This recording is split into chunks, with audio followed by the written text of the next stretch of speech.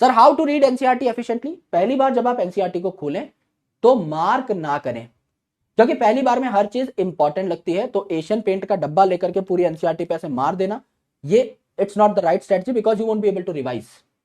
भाई पूरी एनसीईआरटी हरी, लाल और पिंक कर रखी है, तो आपको कैसे पता लगेगा कि कौन सा पॉइंट इंपॉर्टेंट है? You won't be able to track. So it is very important कि आप पहली बार मार्क ना करें, दूसरी बार मार्क करें, पेंसिल से मार्क करें, बहुत सारा मार्क कर दें जो जो आपको लगता है कि पहली बार में आपको याद नहीं हुआ या समझ में नहीं आया। तीसरी बार उसी के ऊपर रेड पेन से मार्क करें, पॉइंट्स कम हो जाएंगे। और चौथी बार यूज अ हाइलाइटर।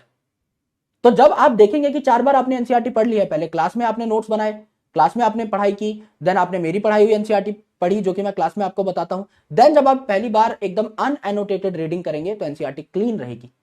उसके बाद pencil, then red pen, and then उसके बाद आपका हाइलाइटर। तो आपको पता लगेगा कि एक पेज में मुश्किल से 2-3 पॉइंट से हाइलाइटेड है और आपको पेपर से पहले सिर्फ वही देख के जाना है। इसका मतलब वही आपको याद नहीं हुआ या बहुत इंपॉर्टेंट है।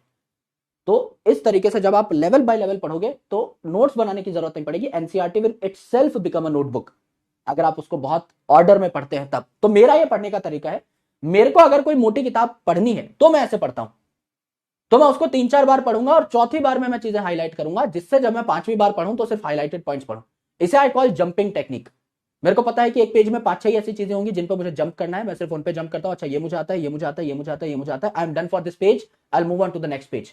क्योंकि 500, 600, 1000 पेज की किताब है, एक दिन में अगर रिवाइज करनी है तो आपको एक एक पेज को ऐसे उड़ाना होगा मेरे भाई। और उड़ाने के लिए आपने पहले 4-5 बार वो चीज ऑलरेडी उड़ा रखी है, वो दिस इज वेरी क्रिटिकल। तो ये मेरा पढ़ने का स्टाइल है। जब मैं नोट्स नहीं बनाता तो किताब में ऐसे पढ़ता हूं। तो आपको अच्छा लगे तो आप इस स्ट्रेटेजी को यूज कर सकते हैं खुद के लिए भी।